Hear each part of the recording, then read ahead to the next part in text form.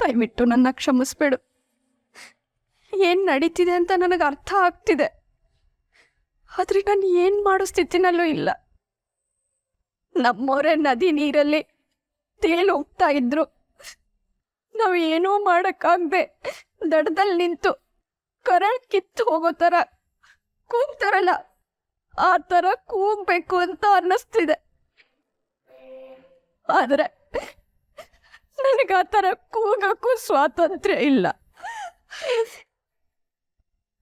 ನಾನು ನಿನ್ನ ಬಗ್ಗೆ ಕಂಪ್ಲೇಂಟ್ ಹೇಳ್ತಿಲ್ಲ ಅಮ್ಮ.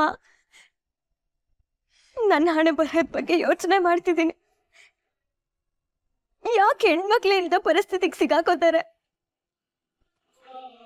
ಇಷ್ಟು ದಿನ ಅಪ್ಪನ ಕನಸು ಅಂತ ಓಡಾಡ್ತಿದ್ದೆ. ಅಷ್ಟರಲ್ಲಿ ಗಾರ್ಮೆಂಟ್ಸ್ಗೆ ಹೋಗ್ಲೇಬೇಕು ಅಂತ ಕುತ್ಕೊಂಡ್ರು. ಅಲ್ಲಿಗೆ ನಂದು ಒಂದು ರೆಕ್ಕೆ ಮುರಿದೋಯ್ತು. ಅದು ಹೇಗೋ ಒದ್ದಾಡ್ಕೊಂಡು ಮುಂದೆ ಹೋಗೋಣ ಅನ್ನೋಷ್ಟರಲ್ಲಿ ಮದುವೆ ವಿಷಯ ಬಂದ್ಬಿಡ್ತಲ್ಲಮ್ಮ. ಒಂದಿನ ಕೆಲಸ ಅಂತೀರ, ಇನ್ನೊಂದು ದಿನ ಮದುವೆ ಅಂತೀರ.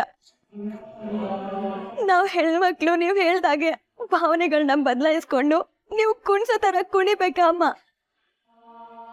ನನಗೂ ಒಂದು ಕನಸಿರುತ್ತೆ, ಭಾವನೆಗಳಿರುತ್ತೆ ಅಂತ ಯಾಕಮ್ಮ ಯೋಚನೆ ಮಾಡಲ್ಲ? ಈ ಪ್ರಶ್ನೆನ ನನಗೆ ನಾನೇ 100 ಸತಿನಾದರೂ ಕೇಳ್ಕೊಂಡಿದ್ದೀನಿ,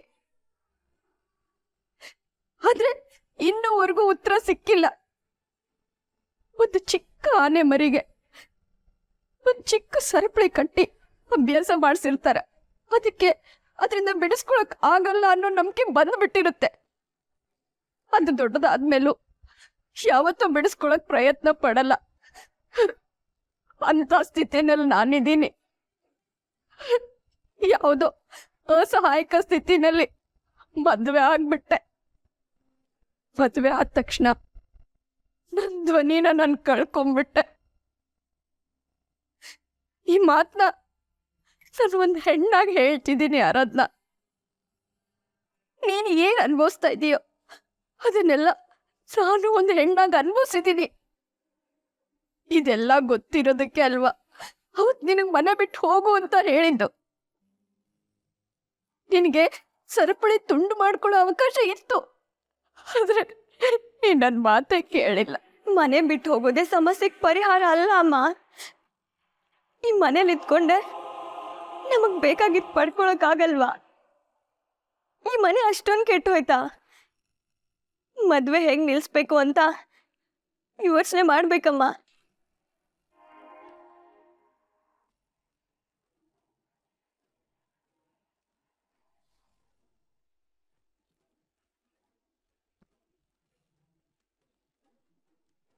ಏನೋ ಅಮ್ಮ ಬಿದ್ದೋದ್ರು ಅಂತ ಟೆನ್ಷನ್ ಅಲ್ಲಿ ಕಾಲ್ ಮಾಡಿದ್ದೆ. ಇವಾಗ ಅಮ್ಮ ಸರಿ ಹೋದ್ರು ತಾನೆ? ಕೆಲ್ಸಕ್ಕೆ ಹೋಗಲ್ವಾ ನೀನು?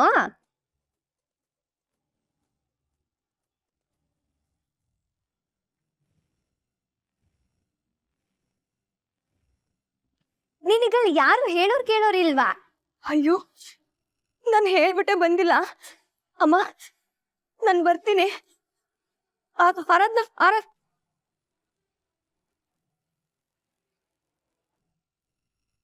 ಅವರು ರಾಜ್ ಬಗ್ಗೆ ಎಲ್ಲ ಯಾಕೆ ಮಾತಾಡ್ಬೇಕಿತ್ತು? ಇದರಿಂದ ಮನೆಯವ್ರ ಮೂಡ್ ಹಾಳಾಗುತ್ತೆ ಅಂತ ನಿನಗೆ ಗೊತ್ತಿಲ್ವಾ ಸ್ಯಾಂಡಿ? ನಿಮ್ಮಮ್ಮ ಮಾತಾಡಿದ ಒಂಚೂರು ಸರಿ ಇರಲಿಲ್ಲ. ನಿನಗೆ ನಮ್ಮಮ್ಮ ಮಾತಾಡಿದ ಮಾತ್ರ ಕೇಳಿಸುತ್ತಲ್ವಾ? ನಿಮ್ಮಮ್ಮ ನೋಡಿದ್ಯಲ್ಲ ಎಷ್ಟು ರೂಢಾಗಿ ಮಾತಾಡಿದ್ರು ಅಂತ. ಅವ್ರಿಗೆ ಮಾತಾಡೋ ನೆಸೆಸಿಟಿ ಏನಿತ್ತು ಅಂತ. ನಮ್ಮಮ್ಮ ಮಾತಾಡಿದ್ರಲ್ಲಿ ತಪ್ಪೇನಿದೆ ಸ್ಯಾಂಡಿ? ನೀನ್ ಸ್ಟ್ರಗಲ್ ಮಾಡ್ತಿದ್ದಾಗ ಅವ್ರು ಬಂದಿದ್ರಾ? ವಾಟ್? ಈ ಮಾತನ್ನ ನೀನ್ ನನಗೆ ಹೇಳ್ತಿದ್ಯಾ? ರಾಜ್ ಬಗ್ಗೆ ನಮ್ಮಮ್ಮ ಮಾತಾಡಿರೋದು ಸರಿ ಅಂತ ಹೇಳಿದ್ರೆ ನಿನಗೆ ಹರ್ಟ್ ಆಗಲ್ವಾ? ನನಗೆ ಯಾಕೆ ಹರ್ಟ್ ಆಗುತ್ತೆ? ಮನೇಲಿ ಎಲ್ರಿಗೂ ಹರ್ಟ್ ಆಗುತ್ತೆ ಅಂತಂದೆ. ಮನೇಲಿ ಈ ವಿಷಯಕ್ಕೆ ಹರ್ಟ್ ಆದ್ರೆ ಅದು ನಮ್ ಗುರಿಗೂ ಹರ್ಟ್ ಆಗ್ಬೋದು. ಅರ್ಥ ಮಾಡ್ಕೋ ಸ್ಯಾಂಡಿ. ನಿಮ್ಮಮ್ಮ ಇಲ್ಲಿಗೆ ಯಾಕೆ ಬರ್ಬೇಕು? ಆಯ್ತು, ಪರವಾಗಿಲ್ಲ, ಬರ್ಲಿ ಹೋಗಿ. ಆದ್ರೆ ನನಗೆ ನಿಮ್ ಮನೆಗೆ ಬರಕ್ ಇಷ್ಟ ಇಲ್ಲ ಅಂದ್ರು ಯಾಕೆ ಪದೇ ಪದೇ ಬಾಬಾ ಅಂತ ಒತ್ತಾಯ ಮಾಡ್ತಿದ್ದಾರೆ? ಅವ್ರಿಗೆ ಬೇಕಾಗಿರೋದು ಮಗ ತಾನೆ. ಮಗನ್ನ ಬಾ ಅಂತ ಕರೀಲಿ. ನೀನು ಆಗಾಗ ಹೋಗ್ಬಾ, ನನಗೇನು ಪ್ರಾಬ್ಲಮ್ ಇಲ್ಲ. ನಾನೇನು ಬೇಡ ಅಂದಿದ್ದೀನ? I am so flexible. ನಾನು ಎಷ್ಟು ಅಡ್ಜಸ್ಟ್ ಆಗಕ್ ರೆಡಿ ಇದ್ದೀನಿ. ಆದ್ರೂ ಬೇಕು ಅಂತಾನೆ ಬಂದು ಜಗಳ ತೆಗಿತಾ ಇದ್ದಾರೆ. ಇದರಿಂದ ನಮ್ ನೆಮ್ಮದಿ ಹಾಳು ಮಾಡ್ತಿದ್ದಾರೆ ಅಂತ ಪ್ರೂವ್ ಆಗ್ತಿಲ್ವಾ? ಇದರಿಂದ ಏನು ಪ್ರೂವ್ ಆಗುತ್ತೆ ಅಮ್ಮೋ? ನೀನು ಸುಮ್ಮನೆ ಯಾವ್ಯಾವುದೋ ವಿಷಯನ ಎಲ್ಲೆಲ್ಲಿಗೋ ತೊಗೊಂಬಂದು ಯಾವ್ಯಾವುದಕ್ಕೋ ಲಿಂಕ್ ಮಾಡಿ ಇನ್ನೇನೋ ಪ್ರೂವ್ ಮಾಡೋಕೆ ಹೋಗ್ಬೇಡ. ಯಾವ ಮಾತಿಂದ ಏನು ಕನ್ಕ್ಲೂಷನ್ ಬೇಕಾದರೂ ತೆಗಿಬೋದು. ಈ ಥರ ಸುಮ್ಮನೆ ಬೇರೆಯವ್ರನ್ನ ಜಡ್ಜ್ ಮಾಡಬಾರ್ದು. You know what, there is always 2 stories behind an incident. ಎರಡಲ್ಲ ಸ್ಯಾಂಡಿ, ಪ್ರತಿ ಮಾತಿನಿಂದೆ 100 ಕತೆ ಇರುತ್ತೆ. ಅದ್ರಲ್ಲಿ ನಮ್ಗೆ ಯಾವ್ದು ಬೇಕೋ ಅದನ್ನ ತಗೋಬೇಕು, ಕಲಿಬೇಕು. ಇವಾಗ ಅವ್ರು ನಿನ್ ಬಗ್ಗೆ ಸೆಂಟಿಮೆಂಟ್ ತೋರಿಸ್ತಾ ಇದ್ದಾರೆ, ಮೊದ್ಲಿರ್ಲಿಲ್ವಾ? ನಮ್ಮಮ್ಮ ಹೇಳಿರೋದು ಅದನ್ನೇ, ಆದ್ರೆ ಅದು ನಿನಗೆ ಅರ್ಥ ಆಗ್ತಿಲ್ಲ. ನಾನ್ ನಿನ್ಗೋಸ್ಕರ ಏನೆಲ್ಲ ಮಾಡಿಲ್ಲ ಅದನ್ನ ನೀನ್ ನೆನ್ಪಿಡ್ಕೋಬೇಕು. ಆದ್ರೆ ಇವಾಗ ಬಂದಿರೋ ನಿಮ್ಮ ಅಮ್ಮನ ಬಗ್ಗೆ ಸಾಫ್ಟ್ ಕಾರ್ನರ್ ತೋರಿಸ್ತಿದ್ಯಾ. ನಿಮ್ಮ ಅಮ್ಮನ ಹಿಂದೆ ಹೋದ್ರೆ ನಮ್ ಕೆರಿಯರ್ ಏನಾಗುತ್ತೆ ಅಂತ ಯೋಚನೆ ಮಾಡಿದ್ಯಾ?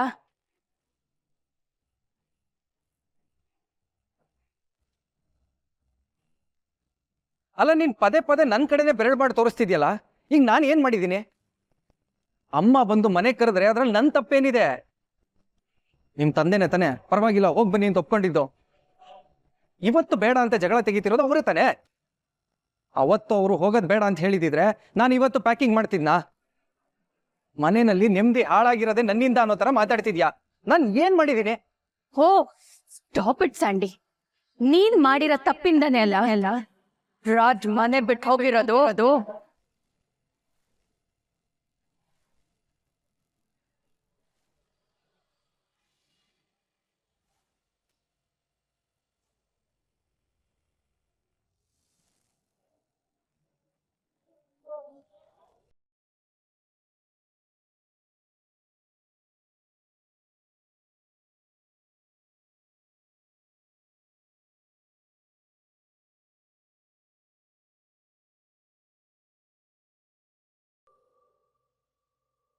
ಏನಾಯ್ತು?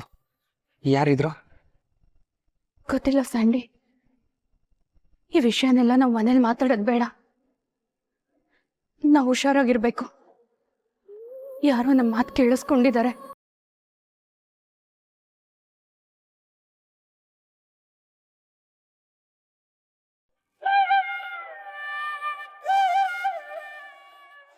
ಹೀಗ್ಯಾಕೆ ಆಗ್ತಿದೆ ನನ್ನ ಲೈಫಲ್ಲಿ?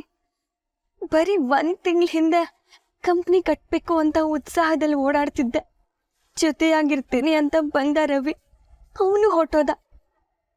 ಚಾಂದಿನಿ ಮೇಡಮ್ ಪ್ರಾಜೆಕ್ಟು ಟೈಮಿಗೆ ಸರಿಯಾಗಿ ಸಿಗಲಿಲ್ಲ.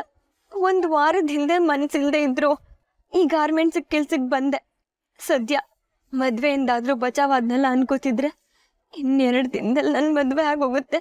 ಯಾಕಿಷ್ಟು ಅನಿರೀಕ್ಷೆ ಆಗ್ತಿದೆ ನನ್ನ ಜೀವನ? ನೋ ಆರಾಧನಾ, ಹೀಗೆಲ್ಲ ಲೈಫಲ್ಲಿ ಆಗ್ತಾ ಇರುತ್ತೆ. ಕಷ್ಟ ಬರುತ್ತೆ ಅಂತ ಕುಗ್ಬಾರ್ದು. ಕಷ್ಟ ಬಂತು ಅಂತ ಹೆದರದೆ ಇರೋರೇ ತಾನೇ ಗೆಲ್ಲೋದು.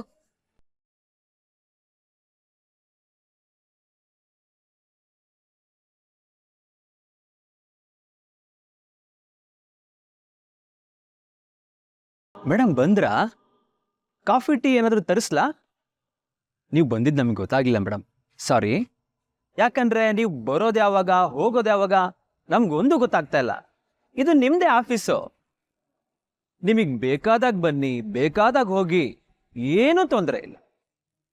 ಆದರೆ ಟೈಮ್ ಸರಿಯಾಗಿ ಕಾಫಿ ತಿಂಡಿ ಎಲ್ಲ ಕೇಳ್ತಾ ಇರಿ, ಸಪ್ಲೈ ಮಾಡ್ತೀವಿ. ನೀವು ಚೆನ್ನಾಗಿರೋದು ಮುಖ್ಯ. ಸರ್, ಅದು ಗಾರ್ಮೆಂಟ್ಸಲ್ಲಿ ಎಲ್ಲರೂ ಕೆಲಸ ಕರೆಕ್ಟಾಗಿ ಮಾಡ್ತಿದ್ದಾರಾ? ಅಕೌಂಟ್ ಸೆಕ್ಷನ್ ಕಡೆ ಏನಾದರೂ ಹೋಗಿದ್ರಾ? ಲೆಕ್ಕ ಎಲ್ಲ ಕರೆಕ್ಟ್ ಆಗಿದೆಯಾ? ನಮ್ಮಿಂದ ಏನಾದರೂ ತಪ್ಪಾಗಿದ್ರೆ ದಯವಿಟ್ಟು ಹೇಳಿ ಮೇಡಮ್, ತಿದ್ಕೋತೀವಿ. ಯಾಕಂದ್ರೆ ನಿಮ್ಮಂಥವ್ರ ಗೈಡೆನ್ಸ್ ನಮಗೆ ಬೇಕೇ ಬೇಕು. ಸರ್, ನೀವು ಹೇಳ್ತಿರೋದು ನನಗೆ ಅರ್ಥ ಆಗ್ತಿದೆ. ಅದೇನಾಯ್ತು ಅಂದ್ರೆ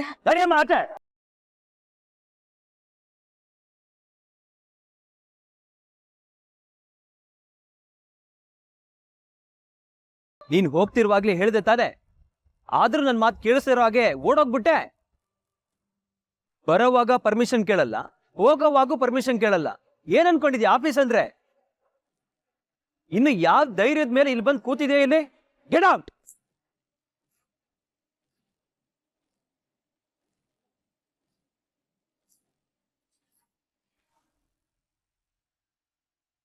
ಅಕ್ಕ, ನಾನೇ ಮಾತಾಡ್ತಾ ಇದ್ದೆ, ಆದ್ರೆ ಸುಮ್ನೆ ಯಾಕೆ ಮಾತಿಗೆ ಮಾತು ಬೆಳೆಯುತ್ತೆ ಅಂತ ಸುಮ್ನಾಗ್ಬಿಟ್ಟೆ.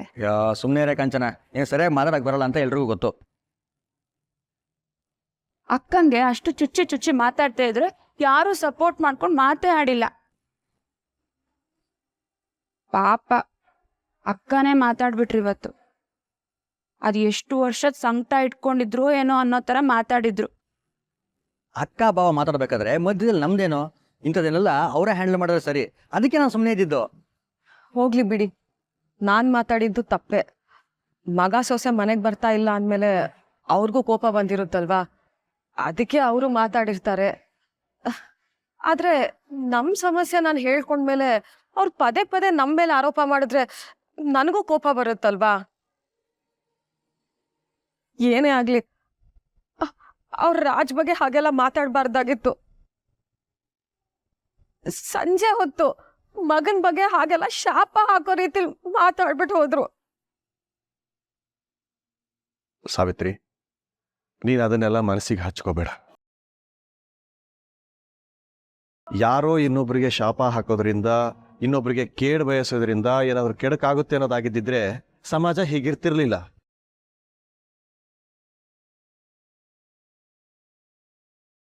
ಮಂಗಳ, ಯಾರು ನೋಡೋದು?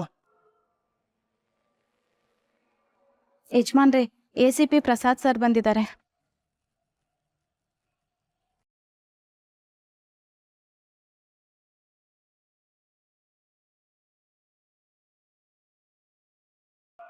ಇವ್ರು ಯಾಕೆ ಬಂದರು ಈಗ? ಸರಿ, ಬರೋದಕ್ಕೆ ಹೇಳಮ್ಮ.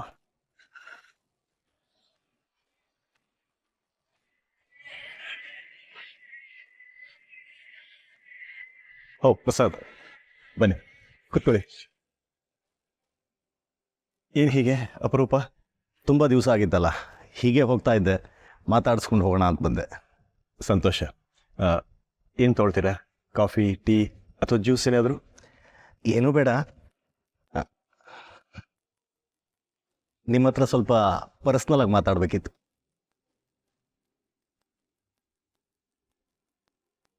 ಪರವಾಗಿಲ್ಲ, ಮಾತಾಡಿ. ಪರ್ಸ್ನಲ್ ಅಂತ ಹೇಳಿದೆ. ಓ ಓಕೆ. ಸ್ವಲ್ಪ ಒಳಗಡೆ ಇರಿ, ಅವು ಪರ್ಸ್ನಲಾಗಿ ಮಾತಾಡಬೇಕಂತೆ.